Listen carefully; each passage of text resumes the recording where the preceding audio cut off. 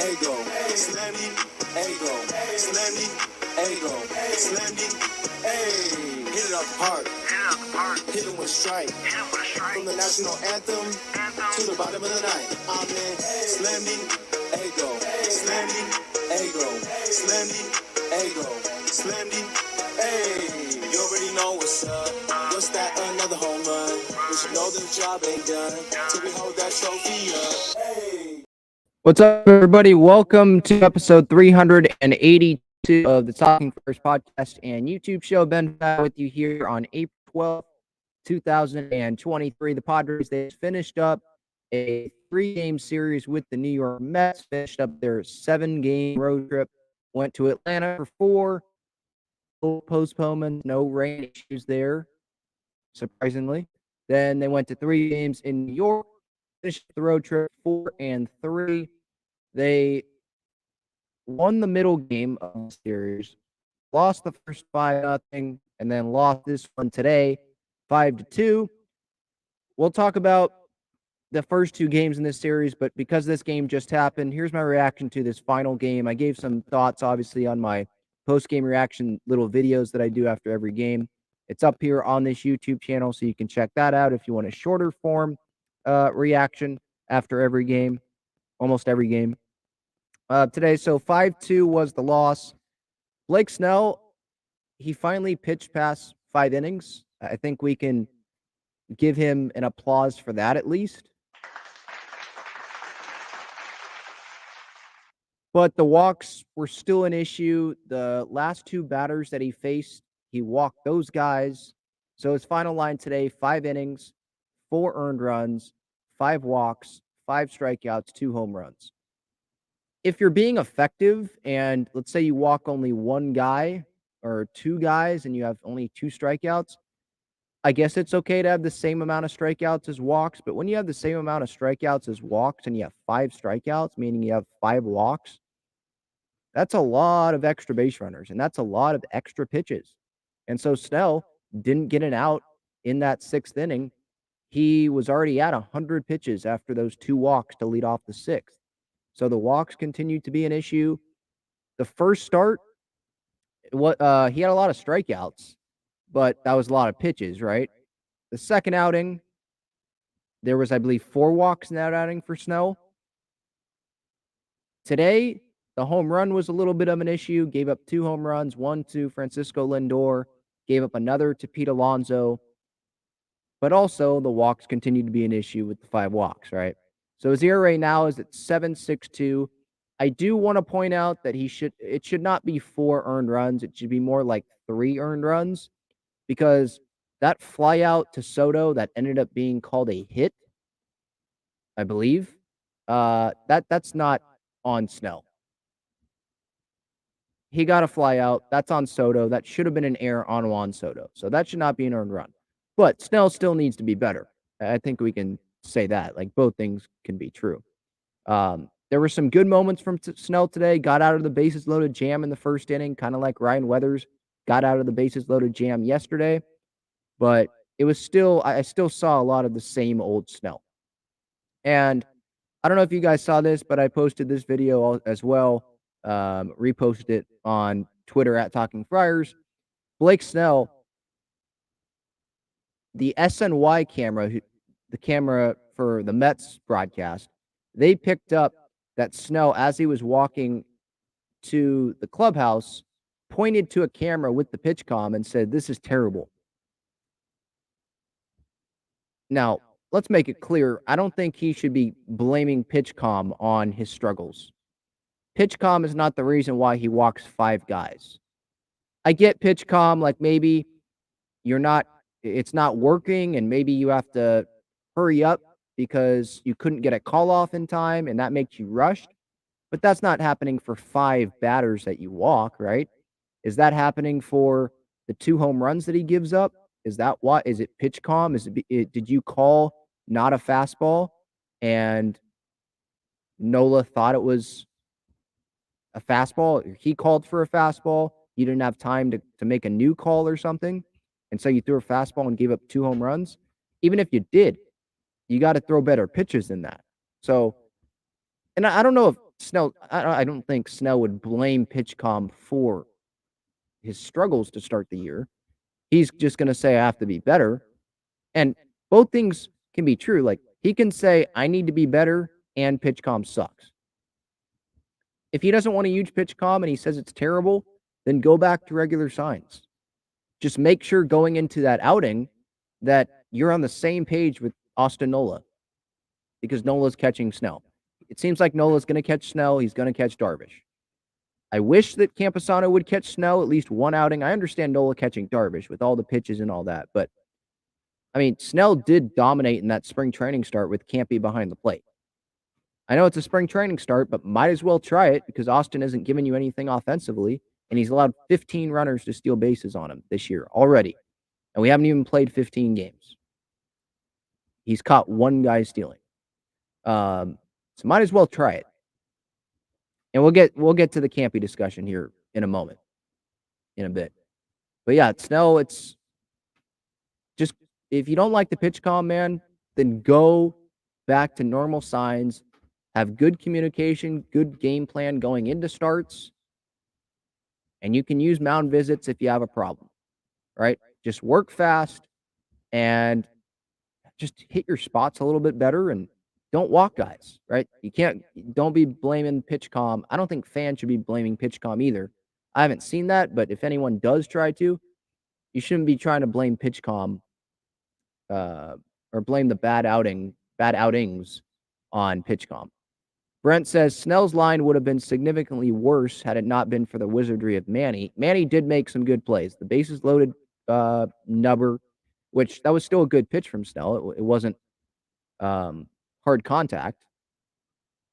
And then I believe there was, I don't know if it was Snell on the mound or if it was Honeywell on the mound at this point, but there was a ground ball. I think it was the same inning Snell got pulled out, so the 6th inning. Ground ball down the line. Manny fields it, steps on third, throws home for a double play. So I think that took off the 2 runners that Snell walked to start the inning. So with Snell in the game, no runners scored on the walks, but still that increases the pitch count. Like, he could have been out there longer than what he ended up being out there for, 5+ innings, if the walks were down. If he only walked a couple guys instead of 5 batters. 5 is a lot. And then Honeywell walked a couple. That's 7 walks. It's hard to win a game when, we'll get to the offense, when they go 0 with runners in scoring position, and then the pitching staff walks 7 guys, at least the first 2 guys. How many? Yeah, 7 walks in total because Hill didn't walk anyone in the inning and a third that he pitched. Honeywell's going to be down tomorrow. He's pitched back-to-back days now, so he's not going to pitch in that series opener in the Milwaukee series when the Padres are back home tomorrow night. And he struggled a little bit today, gave up a couple hits, couple walks, was not his best outing. But you're going to have some of those, you know. But Snell, it's been consistently bad here to start the season. And it's frustrating because, especially with Musgrove out and with the bullpen compromised, you know, we want this length out of Snell, and it's a walk year. We thought he was going to be better in the first half than what he'd been with the Padres going into this season in his first halves, and it just hasn't been the case. So I'm not going to be crossing my fingers anymore, keeping my hopes up for Snell to have an amazing first half now after 3 not so great starts. I mean, he's going to have some good first half starts because the talent's there, but I'm not expecting him to have good first half starts the rest of the way consistently. I just can't have that hope anymore because haven't seen it. Second half, Snow, I think he can rebound because he's just had a history of doing that. Devin asks, why did Baumel let Snell into the 6th and walk 2 straight? He let him into the 6th because I think there were 2 righties up there. So he wanted, I think, Hill probably to face a lefty, but then Hill didn't get in the game. They went to Honeywell because Snell couldn't get an out in that 6th inning. I think that's why. I think they wanted Snell just to face the first batter, or maybe a reliever wasn't ready in the 6th after the first batter. I don't know. I was fine with Snell going out there because he hadn't got to 100 pitches yet. I was fine with him going out there for like one matchup in the 6th inning. But then, yeah, they kept him out there. I didn't really understand that. But Bomel got him out right after 2 walks. It's not like he let him face 3 or 4 batters in the 6th. And then Honeywell just didn't really have it today. And then the offense. So the offense today in a 5-2 loss, they go with runners in scoring position 0 for 7. They left 9 on base. And by the way, yeah, the one error for the Padres today, I did want to hit on that real quick, was the bunt. Honeywell missed it. That loaded the bases. So, yeah, that double play Manny turn there, throwing it to home, stepping on third, throwing to home, was the same inning that Snell got pulled, I believe. But, yeah, the Soto ball, the miscommunication there, Soto and Grisham in left, that was Soto's ball. Grisham could have got there. Like, he was going to be catching that ball, but he, like, stopped. I don't know if Soto called for it. It looked like Grish was calling for it as he was running over into the gap. But then Grish kind of stopped, and Soto looked at Grish, and the ball fell. That should be an error. I know no one touched it, but that's a spot where that should be an error, and that should not be on Snell. He got a fly out. He did his job there in that spot, but he gets a run on him. That's not right, I don't think. But yeah, Manny went 0 for 4 today. Did score a run. Did walk once. Soto 2 for 4, had a huge home run at the beginning of the game, right? But then first and second, I believe the situation was, he popped out. Nola first and second, there was a situation there. He struck out. And I'm hoping this is a positive sign towards Campy getting more playing time. Nola, late in the game, he got pinch hit for. Cruz, the Padres are down, I think, 3 at this point. I think it was 5-2 was the score. Cruz pinch hit for Nola, and a righty was on the mound. So it's not like they had Cruz pinch hit for Nola with a lefty on the mound, because Cruz has a good platoon, left versus right? When he's facing lefties, he rakes. But it was right. The matchup was right. So I think they're like, yeah, that's Bomel saying, I'm just tired of Nola. Because there was one guy on base, I believe, when Cruz pinch hit. So it's not like a home run would have tied the game. Excuse me. So I think that Melvin wants to, he's really leaning towards having Campy start more. And hopefully that starts tomorrow. I understand Campy not starting today, Snell on the mound. Although I wish Campy would start more behind the plate when Snell's starting. Hopefully that can happen, especially if Nola continues to struggle. Day game after night game, I understand it. But, like, tomorrow, I think Campy should start. The Darvish starts, I understand Nola starting. And Campy can't be catching every game. I understand that. And the Padres, they probably still want Nola to get the majority of the reps, be the starting catcher. I understand that even. But I think that these next, 10, 11 games, the share of playing time, it should not be Nola 8 games, Campy 3 games. It should be more like Nola 6 games, Campy 5. Or 7 games for Nola, Campy 4. Just give him a little more playing time. I think he deserves it. He had a 3-hit game the other night, scored 2 runs. Guess what? The difference in that game was 2 runs. Nola's not doing really anything offensively. What is he hitting so far this year? Let me look at this. Nola, he's hitting 103 at the plate. 15 runners have stolen a base on him. I know some of it's on the pitching. Darvish worked slow to the plate.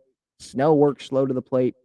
But Campy would have thrown more runners out than how many Nola has thrown out. Like, if a guy gets to first base and he has any speed, it's a stolen base. The guy essentially doubled instead of singled. That can't be happening. And so pitchers, it's both on Nola and pitchers. Pitchers, they got to work faster, control the run game a little better. And, I mean, Nola, I know he's trying as best as he could. So get Campy in there. I just think he deserves more playing time, more consistent playing time. Again, I'm okay with Nola getting more playing time than Campusano just because it's early in the year and they want Campy to earn it. And I know the pitching staff trusts Nola more than Campy right now. But even Bob Melvin is saying, like, yeah, what Campy's done, he essentially said this last night after the game. It's been impressive. He's impressed. He's engaged more than last year. There were last night in the Padres 4-2 win over the Mets, and we'll get to that here in a second. There were, I think, 4 relievers thrown in that game. And it wasn't the no-name guy, or not the no-name. No one is a no-name here. I guess Tapia maybe. But they were the bigger relievers. 4 relievers. Honeywell, Garcia, Wilson, Hader. Those are 4 of the best relievers in the bullpen right now for the Padres. And Campusano had a game plan with all of them on the mound, where he had a game plan last year with like the starter, had a good relationship there. But then the bullpen, that's where he kind of struggled. That's what Bomel at least was telling the media, I think, last night. He is developed. He is better than he was last year. He's more engaged, and he's going to give you more offensively, in my opinion, than Austin Nola is. He deserves more playing time than what he's getting. And hopefully he'll take over the starting role at some point this year. Even if he doesn't, I'm fine with that. Just give him more playing time than 3 games in an 11-game stretch, you know? That's how I feel with it. So the Padres lose 5-2 today. I'm not worried about Soto, not worried about Manny. I'm not even worried about Crony. I know he's gotten off to a slow start. Is there anyone in the lineup that I'm worried about? No, not really. I mean, you could say like Austin Nola, but it's not like I have high expectations for Austin Nola offensively. I don't. So when he doesn't succeed offensively, I'm not saying, man, I'm worried about Austin Nola offensively because I expected this and I'm getting this. No, I don't have high expectations for Austin Nola. So I'm not worried about Nola because I just know what he's going to give me, if that makes sense. Let's get to the chat here before I get to the Padres 4-2 win yesterday. Look, they had a 4-3 road trip, okay? I know I'm kind of pissed off with the whole Campy Nola stuff, but they had a fine road trip. They could have been 5-2, but it's still a good road trip. They won the road trip. They're playing 2 postseason contenders, the Mets and the Braves, and they came out of it 4-3. They have a winning record, and we saw some better signs offensively from this team than what we saw in the first homestand of the year, right? SD Fan 44 says horrible offense. Look, yeah, they didn't come through with runners in scoring position. Do we want the offense to do more? Yes. But at the same time, some of these times with runners in scoring position, like 9th inning, Manny hit a bullet and it was just caught. Sometimes you can't do anything about that. That's not horrible offense. That's just him hitting a line drive right to someone. You can't control that sometimes. But yeah, the offense does need to be better. I do just want to add in, like, sometimes it's just baseball where you don't come through. And we end up saying Strand Diego Padres instead of San Diego or Slam Diego, right?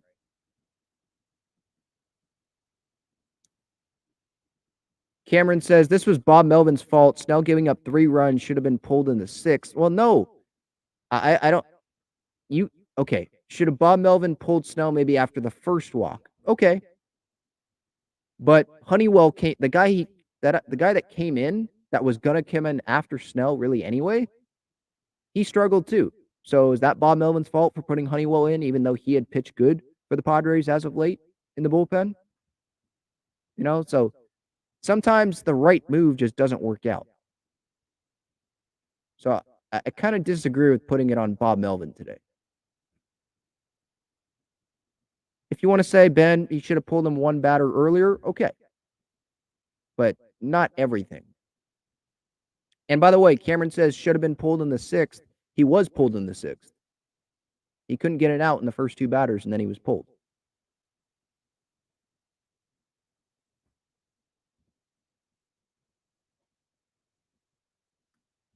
Ocean View Coffee Crew says Grish needs to bat leadoff or 9th. That's pretty much what they're doing right now. He was batting leadoff today.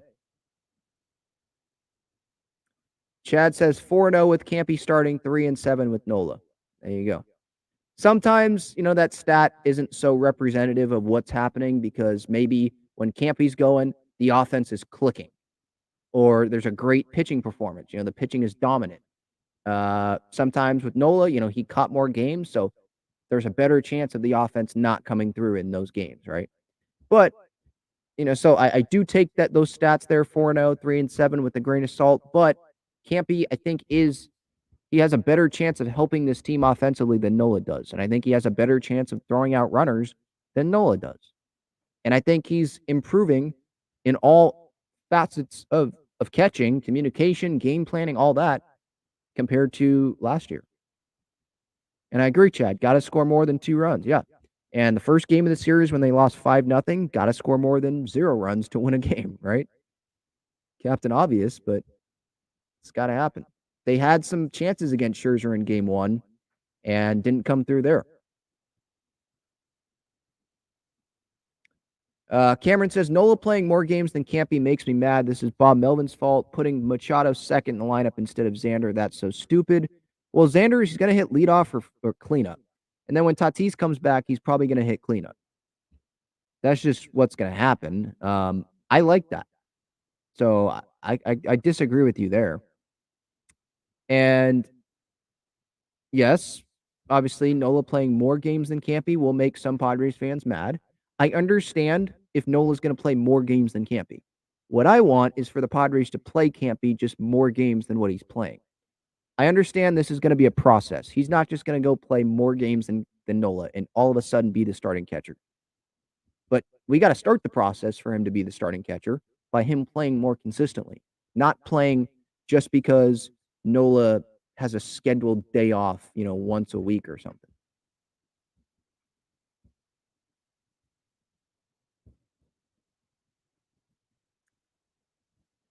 Infamous at HNIC says, can we trade Snell? I don't care how good he looks in the second half. We could trade him, but then you're making your rotation worse down the stretch, right? I feel like he's going to come through in the second half and in the postseason. So you're making your pitching staff worse. And how much value are you going to get back for him when he has less than a year of control left, right? I don't see them trading him. King LV says, I bet you Nola starts the way Bomel is. Look, Bomel, former catcher, you got to earn his trust if you're going to start. But he, not Nola, Melvin said post-game yesterday that he's been impressed, essentially said that. He's been impressed by Campy. So he is making a good impression on Bob Melvin. Campy is. So I think you are going to see Campy start more.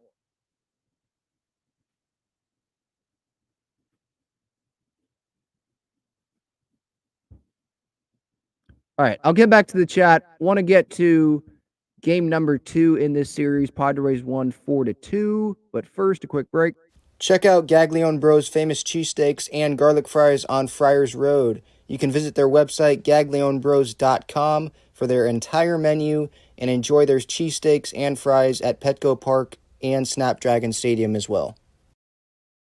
At social media here, AJ Cassavell says Blake Snell said he tried to press slider on the pitch comm for Pete Alonso's home run. He kept hitting two-seamer. With time running out, Snell figured he'd rather throw, I'm guessing, a fastball. It just popped up on my notification, so I have to load it here. Okay, Snell said he tried to press slider on pitch comm for Alonso's home run. He kept hitting two-seamer. So that's kind of Snell's fault. He kept hitting two-seamer instead of slider. With time running out, Snell figured he'd rather throw a 2-0 fastball than be assessed a ball. But I threw it down the middle where he hits home runs. It's really frustrating. See, so I understand the pitch comm frustrations. Like, he said it's terrible. But he kept hitting two-seamer. That's what AJ Cassavell says in this tweet. Snell kept hitting two-seamer on pitch comm. So that's Snell's fault. And then he decides to throw fastball instead of just making it automatically a 3-0 count if he couldn't get the pitch off in time with the pitch clock. But he didn't execute the fastball.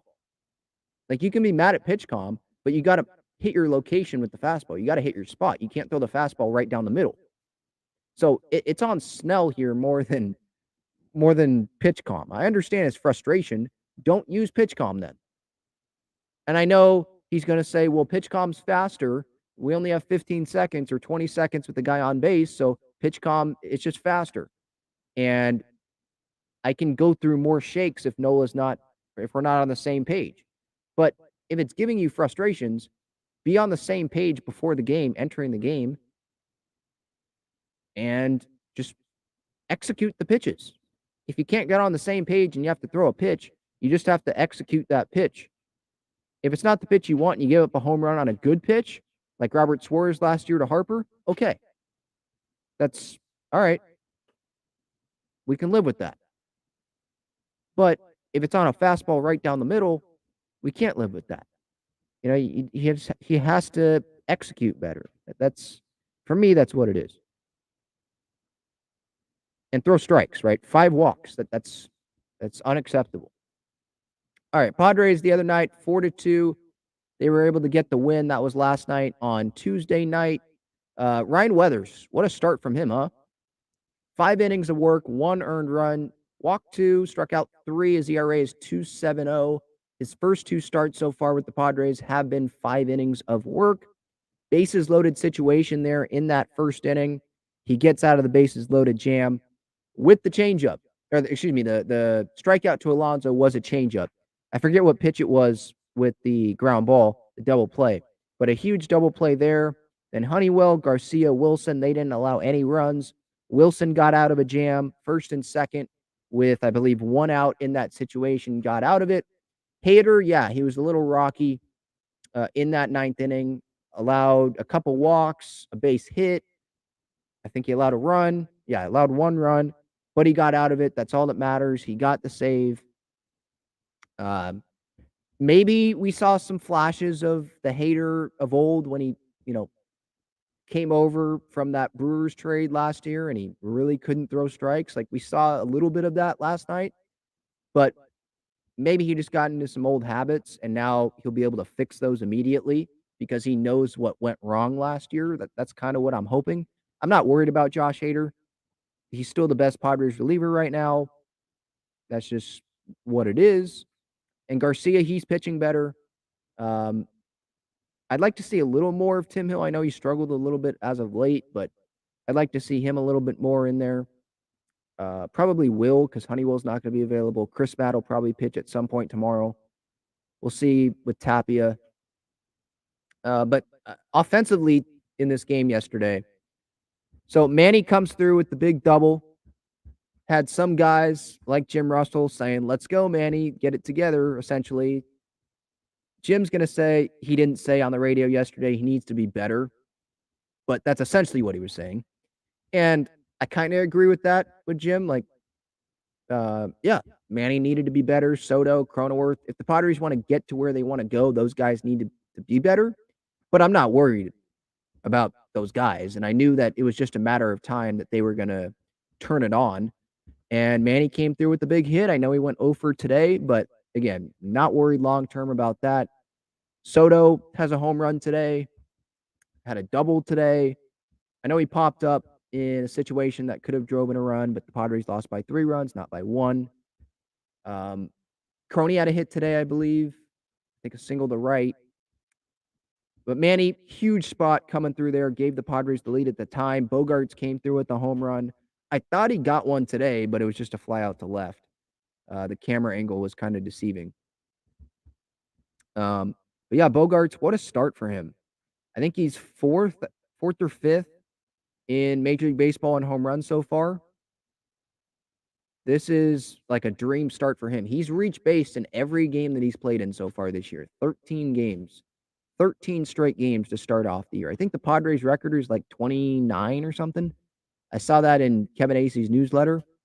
29 or 26. I think it's one of those.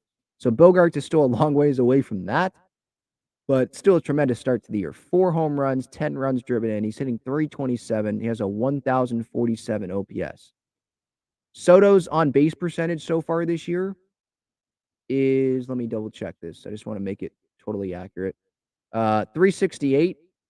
Bogarts is 414, and Soto's not hitting as well at all.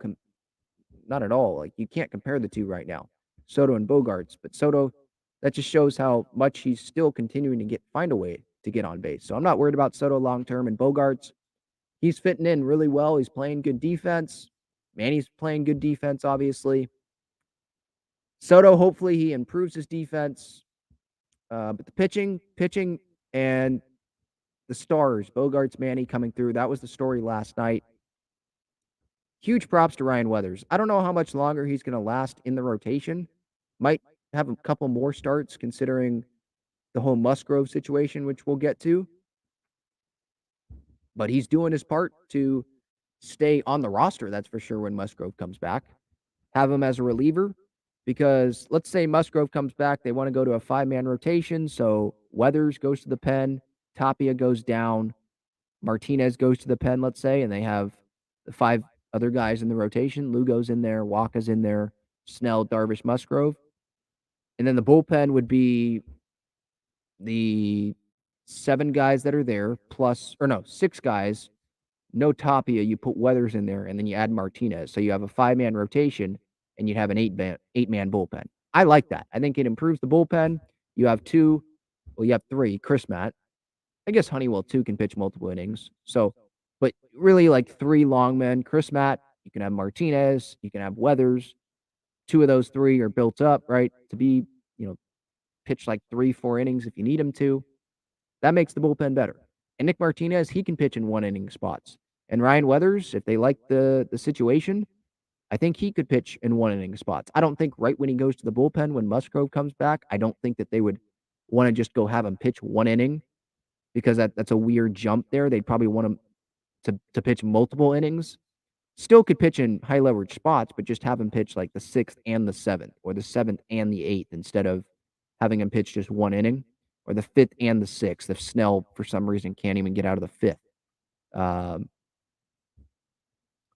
So, yeah, Weathers, I mean, different guy. I mean, Manny told Kevin Acee this the other night, I think the media, but I saw this from Kevin in a newsletter. Like, he looks totally different physically, mentally. He went into spring training doing whatever it took to go earn a spot, and that's what happened. Changeup looks good. He's confident in that changeup. Like, it was that bases loaded situation, I think, in the first inning last night, and he called it on PitchCom, called the changeup. He didn't have it called to him by Campy. He was like, no, changeup. I'm confident in this pitch. I'm throwing this pitch. So love to see that confidence, and credit to Ruben Niebla or whoever. I don't know the full details on who has worked a lot with Weathers to improve himself, but Weathers, Niebla, whoever, credit to them for changing it. The windup, right? Because he has the over the head windup now instead of just the regular. I'm doing this on the screen for the YouTube audience. Not overhead, or he's doing overhead now, but last year I think it was just normal. Like, he would just come set and then just go instead of going over the head on the windup. Whatever he's doing, it's working. So keep it up, Ryan. I'm happy for him. Okay, so again, Padres road trip. They finished 4-3. They take 3 out of 4 from the Braves. That was very encouraging. Obviously, the Sunday night game, that was very encouraging. Dropping a ton of runs on the Braves. I know it was a no-name pitcher, David Dodd, Dustin Dodd, whatever the heck the guy's name is. But it was still encouraging. Then they come into New York. They get shut out. That was not encouraging. The next game, though, couple big situations. The pitching gets out of it. The offense comes through in some big situations. They're not going to win every game 10-0, right? They're going to have to win some close games, so that was encouraging. And then today wasn't as bad as Monday, being shut out. Like, they scored some runs. Soto had a home run, but Snell continuing to be Snell. It's just frustrating first half. It is what it is, kind of with Austin Nola. It is what it is. It's frustrating, but it is what it is. And you just hope that Snell can have a good second half. And I hope that Campy can play more consistently, really. I mean, that's what I feel like right now. Chad says, would be nice to get something back for Snell before he leaves town. Yeah, but the Padres, they're trying to go for it. They're trying to win it all right now. So I think trading Snell hurts their chances of doing that, because we know what Snell can be in the second half of the season, in the postseason. It's kind of just a situation where we just have to wait for snow to turn things around when the calendar hits post deadline. That's just what it is. That's what it's been with Snell in a Padres uniform. So I would not trade Snell with less than a year left to control. I think he can still have the team. It's just frustrating that we have to keep watching year in and year out with him in a Padres uniform in the first half of the season. Because these first half of the season games do still count, and especially when you're trying to go win the division and hopefully not have to play in the wild card series, right? Brent Joke says trade Snell for Hosmer. Who says no? Probably the Cubs right now because they love Eric Hosmer, promoting him on ticket sale ads. Yeah, don't worry, Cubs fans. You're not here in about a month. You know, remember April, he got off to a hot start there with Padres last year and then went back to old Hosmer. Yeah, Chad says trade Nola itself and gag Bros cheesesteaks. Well, if you're at Petco tomorrow or you're at Snapdragon, they have Gaglions there, so you can definitely have the cheesesteak there. And the garlic fries, the garlic cheese fries, whatever. They're great.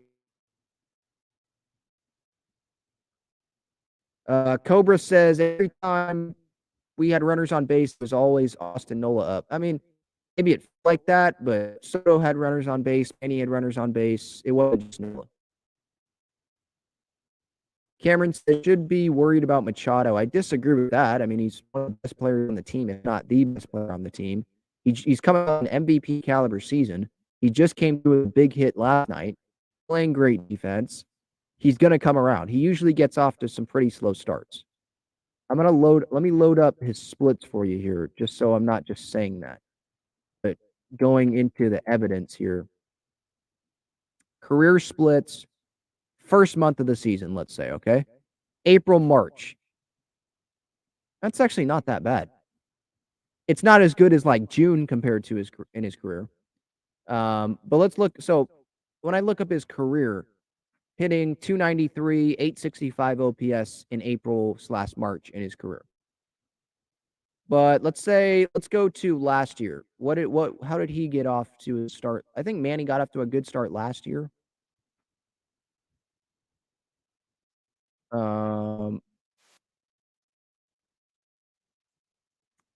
Sorry, it's taking a while to load here.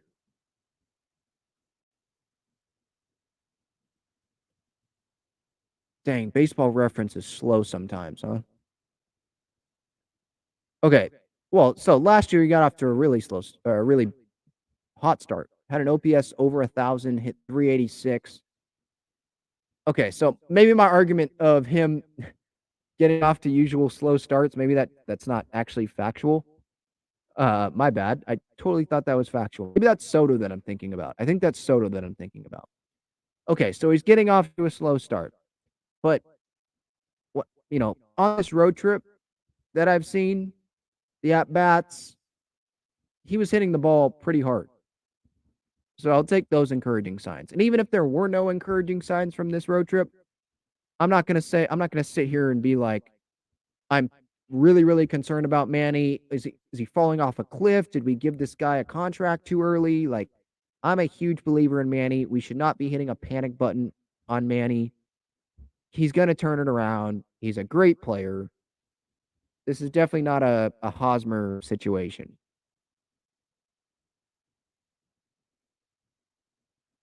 He's in the middle of his prime still.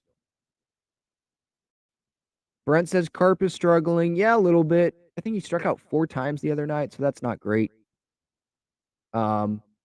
Maybe Cruz will get a little more at bats against right-handers, but I think kind of like Machado, the Padres think Carpenter's going to come through. I'm not too worried about Carpenter. If there was a guy I had to choose, maybe it's him. Because, again, with Nola, I'm not worried. I just don't have high expectations for him. I don't have super high expectations for Carpenter, but I guess I expected him to come up through a little bit more than he has. I think he'll turn it around, though. Look, I think it's fair to list the stats and who is struggling so far this year. But how many games have the Padres played so far this year? 13 games. They're 7-6. 13 games. What percent of the season is that? 8%. Like, that's nothing. 8% of the season. So let's 20% of the way through, to start really looking at stats and wondering what the heck is going on. Should we actually be worried about this guy? For me, Padres, they have a lot of just veteran players that I think will turn it around if they are. Crony, I think he's going to turn it around. So will, Manny will. They're going to turn it around.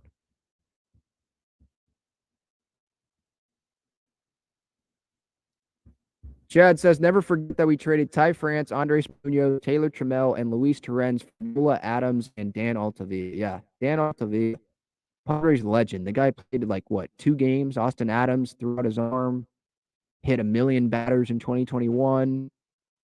Yeah. Munoz is throwing like 100. I was kind of upset that they let Trammell go when that trade happened, just because they didn't have a lot of playing time. They didn't give him a lot of time in the Padres system. And then obviously Ty France, what he turned into, but he was blocked. I can't be pissed off at that move at that time. Like, sure, we probably wanted France to be playing more space, but he was blocked by Hosmer. Hosmer was not dealt at that time when was that, 2020? He wasn't going to get dealt that. They weren't going to give up on that soon into the Padres contract. And Annie obviously was blocked France at third, so that's what they were going to do. But yeah, that trade obviously hasn't worked out for the Padres. And the Bears have probably already won that trade with the production they're getting out of France. Yeah.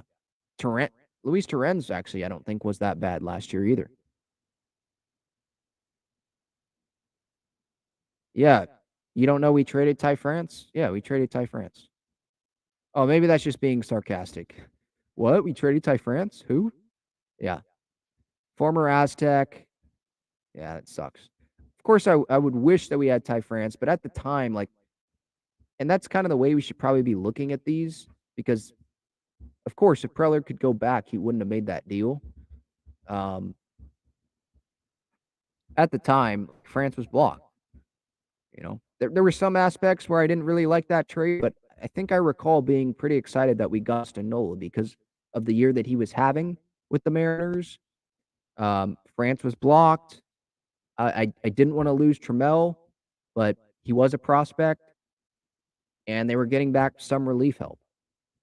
And obviously that did not work out. I think in that trade, they traded for Taylor Williams as well, and he's a no-name. I'm not surprised if some Padres fans don't even know who that is. I think he made a couple appearances with the Padres, but yeah, he kind of fizzled out as well.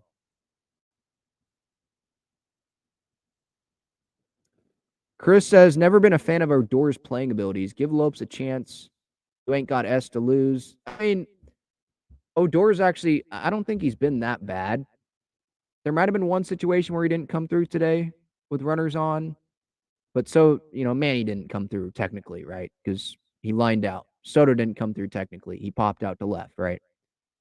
I'm fine with the Padres choosing experience at the beginning of the year with Odor. He can play the outfield, can play the infield. He's a lefty. I understand them going with him over Tim Lopes. I'm personally okay with it. I'd like to see Tim Lopes at some point, if it warrants it, if he continues to play really well in the minor leagues and there's an opening. But I was fine at the beginning of the year with Odor being on the roster. They wanted that left-handed bat, someone who could play the outfield, someone who could play the infield.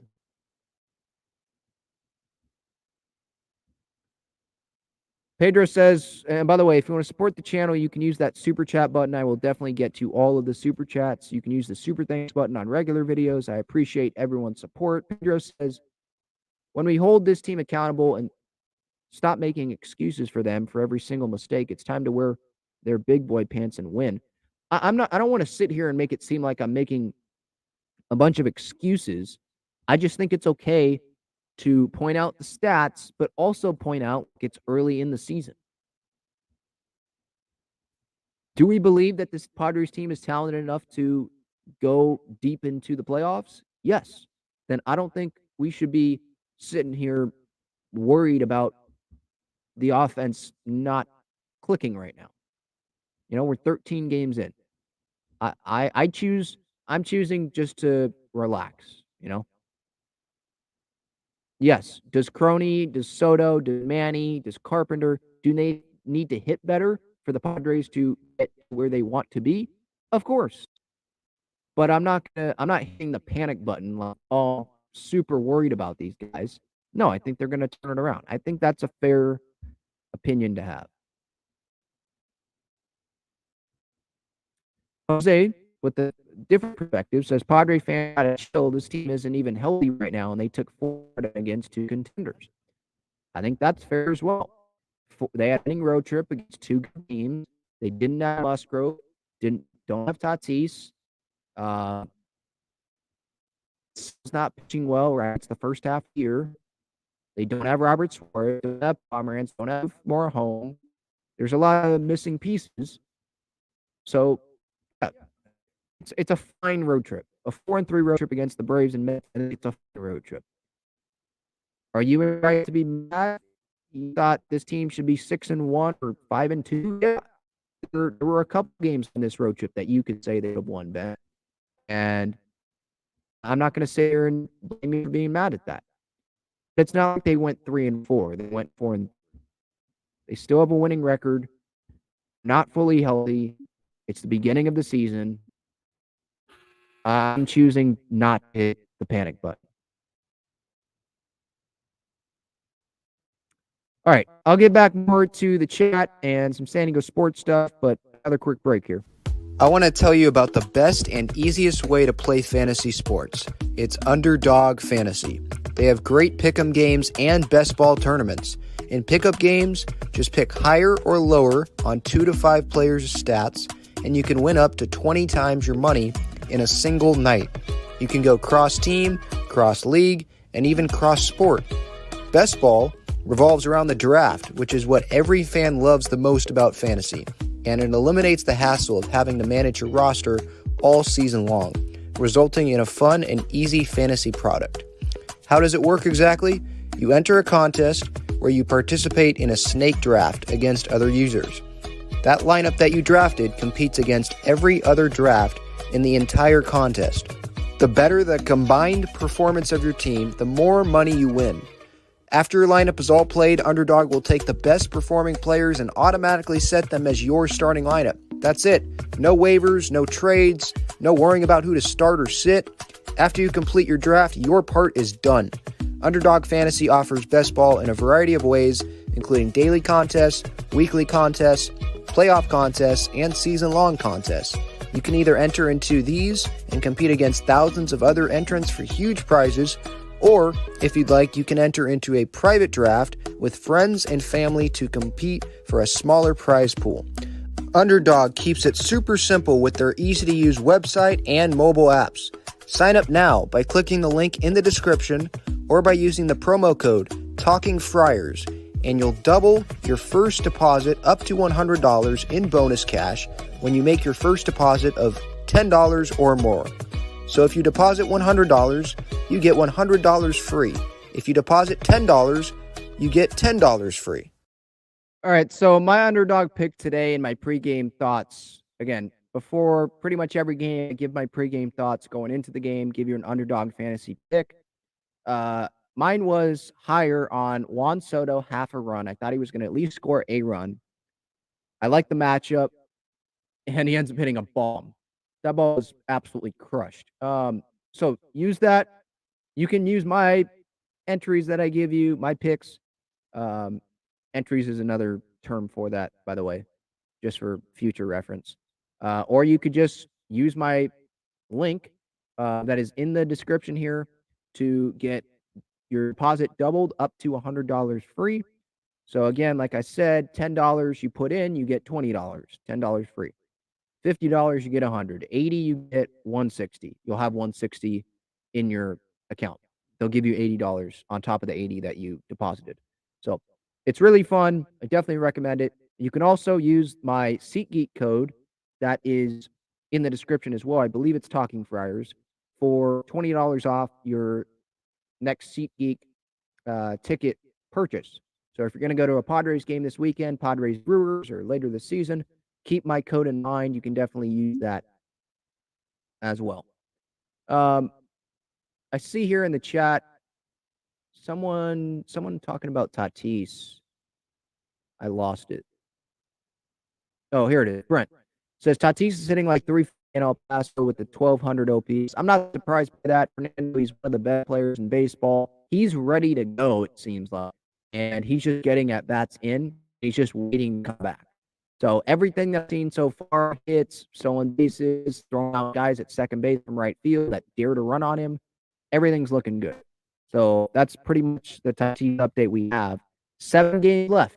7 games left until he can return on the Thursday series opener in Arizona against the Diamondbacks. I cannot wait for that. I've been doing, obviously, a countdown on social media, Instagram, Twitter, at Talking Friars, if you haven't seen that already or if you don't follow. So I'm definitely excited for the return of El Nino. Some other updates. So Joe Musgrove, he played catch on Tuesday in Arizona, so I'm guessing in Peoria. Was in Sacramento when he had that weird throw, fell on his shoulder, got an MRI. He threw on Tuesday. Looks like everything was good there. Hoping to throw a bullpen on Friday. This update was from me yesterday. Possibly make a start a few days later. So let's say he throws on Friday at Petco. I'm guessing where it's going to be because he's going to be in Petco for Thursday's game tomorrow. Throws a bullpen Friday, and then he makes a start a few days later. A few days is, I think, 3. So say Monday the 17th. I don't know if El Paso was a game that day, but Monday the 17th. And then let's say he goes every 5th day, stays on the every 5th day schedule, doesn't have to make another rehab start after the 17th. That would allow him to return on the 21st, the day after Tatis can return. He would return 21st. That's a Friday against the Diamondbacks. So we could see a Tatis season debut one night, next night a Musgrove season debut. I think that would be pretty cool. AC says as soon as the 20th he could return, but that would mean that his bullpen's Friday. He starts on Sunday, which I guess could happen. But AC said a few days later, not a couple. So let's say he starts Monday. I think a realistic return is the 21st, that Friday.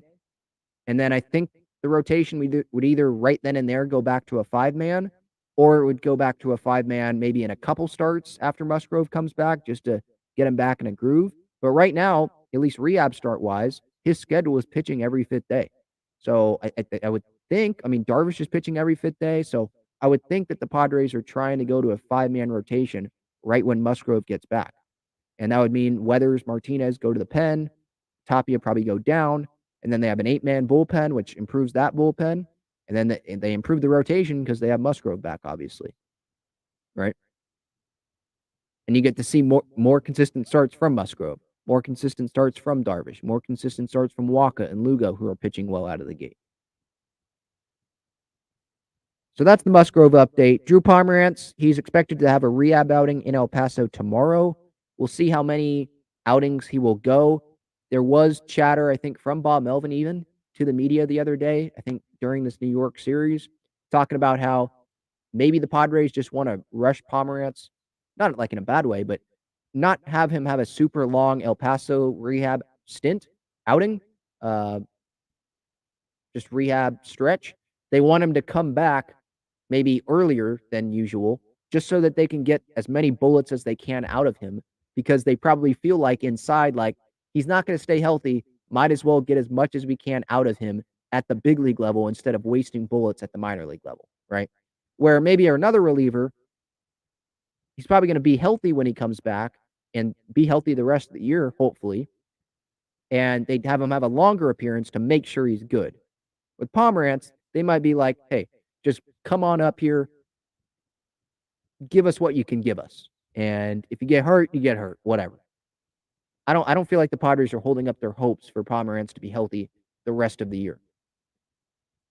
It's kind of the same thought that Padre fans have probably with Drew Pomerantz right now, right? So those are the latest Padres updates. Before I get back to the chat, I did want to hit on San Diego State here real quick. So they obviously had their celebration, their basketball celebration over the weekend on Saturday. That was great. I was there. My family got to go meet some players, take pictures. The ceremony, Lamont spoke. A bunch of people spoke. Coach Fisher spoke. Coach Dutcher spoke. Um, different San Diego. I think the mayor spoke. Whatever. A lot of San Diego State fans showed up. It was great. This team deserved to be honored. Someone who was at that celebration was USC transfer Reese Dixon Waters, who is transferring to San Diego State. That news came out yesterday from John Rothstein. Pac-12 Sixth Man of the Year. He beat out San Diego State, beat out UCLA, beat out Texas, Louisville, Alabama. There were some other teams that called to inquire on Reese Dixon Waters. San Diego State beat all of those schools out for this guy. And this guy, for me, I think he's sort of a replacement for Matt Bradley. I don't know if he's going to provide the same offensive impact as Bradley did, even though he has like 16 points and got up to 19 points in some games this season for UAE. But I don't know. It doesn't seem like he'll provide same offensive impact as Matt Bradley, because Matt Bradley was the Aztec leading scorer. Like that's some shoes to fill. But comparing like weight, size, build, it looked like the same. I was reading an article in the Union Tribune yesterday on Reese Dixon Waters transferring to San Diego State. He's defensive-minded, a player who has about the same build as Bradley. Dixon Waters is 6'5", 210. Matt Bradley is 6'4", 220. So pretty similar. And obviously, it looks like Reese Dixon Waters, just reading that article, you can check it out on the Union Tribune. He likes the defensive emphasis, the emphasis on defense that San Diego State places, right? And they're all together, the culture, the program. It seems like he really likes that. So it seems like it's a good fit. Like San Diego State, they don't go out recruiting everyone. David Velasquez, the assistant coach, he said that on John and Jim yesterday. And Brian Dutcher, I believe that in the past, and probably some other coaches. They don't go out and recruit everyone and anyone. The highest recruit and all that. They recruit as they think buy into their program. Defense, hard, gritty, right? Things a team, not trying to just go lead the team and point every game, doing what's best for the team to go win that game that day, right? Team over your individual desires, right? And so San Diego State, it seems like that's who this guy is. So I'm excited about it. Don't know a ton about him, but it seems like everyone that knows more about him than I do, they're saying that this is a huge addition, a huge transfer ad for San Diego State. And now what are they going to do? They're going to look towards the transfer portal for some size, some length, because Mensa's not going to be here next year and Arope's not going to be here next year. Keyshot, I think he will return, but we don't know about that. Ladie, I think he will return, but don't know about that. He has declared for the draft while maintaining the college eligibility. Lamont has declared for the draft also while maintaining the college eligibility. So I think both of those guys, I think all the San Diego State guys that are eligible to come back will come back. So that's good. But length is what San Diego State's going to be looking for in the portal. That's the latest, pretty much that's the biggest kind of other San Diego sports story right now that I wanted to hit on here on this episode. So there you go. Back to the chat. Let's see what you guys are discussing here.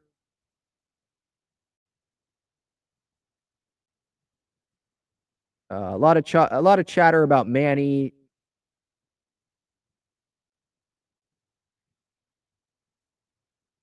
Pedro says, no Manny slander, just he's going to have a downhill year with all the ladies have. What? No Manny slander, just he's going to have a downhill year with all the ladies have to do with all he's had to do, I think, the last 4 or 5 years in injuries. Downhill, I don't think he's going to have a downhill year. It's a slow start. He might not have as good of a year as he did last year. And so I guess if you're looking at it like on a chart, like, okay, that year was way up here, and maybe this year it's going to be a little bit of a dip, but it's not going to be, like a roller coaster where it's way up here and now it totally dives. I don't see that happening. It's a slow start. He's going to turn it around. It's Manny Machado. That's how I feel about it.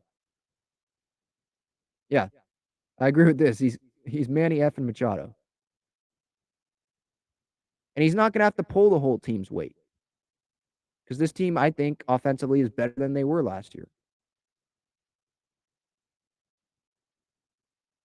Brent says, if you want to bag on Manny, remember he took a pay cut this year and is only being paid $13 million this year. His defense alone is worth more than that. I don't know about just his defense alone. His defense is great, but $13 million is still a lot for just one side. They get paid a lot for their offense, more than their defense. But Manny deserves all that he gets. Yes, team player. I don't think people that are being critical, I don't think they're like, I don't know if bagging on Manny is the right word. I don't think they're saying like that they're worried about Manny. Maybe Pedro talking about downhill. I think some are just laying out the numbers right now. And I'm to say, like, yeah, those are the numbers. Not off as good of a start as he got to last year.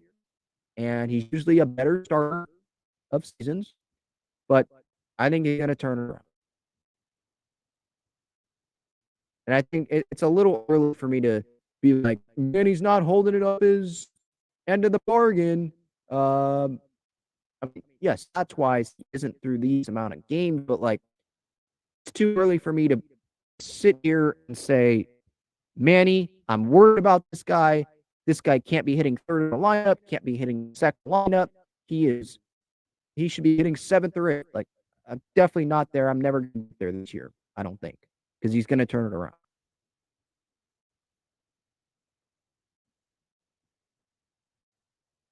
All right, I think that's going to do it. Talking First, episode 382. Ben Fast signing off. Thank you, everyone, for your time. Milwaukee series starts tomorrow. Juan Soto bobblehead tomorrow. San Diego State is going to be there. Lamont Butler, Brian Dutcher, they're throwing out the first pitch. So that will be really, really cool to see. Podcast platform, YouTube audience. I appreciate everyone for their time. Have a great rest of your day. And I'll talk to y'all later. See ya.